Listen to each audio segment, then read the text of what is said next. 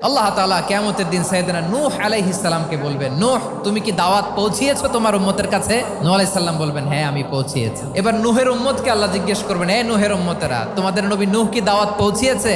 নূহের উম্মত বলবে, না আল্লাহ, কোনো দাওয়াতও আমরা পাই নাই, আপনারাও চিনি নাই, জান্নাতও চিনি নাই, জাহান্নামও চিনি নাই। নূহ আলাইহিস সালাম বিপদে পড়ে যাবেন। তখন আল্লাহ বলবেন, নূহ তোমার পক্ষে কোনো সাক্ষী আছে? নূহ আলাইহিস সালাম বলবেন, আছে। কে?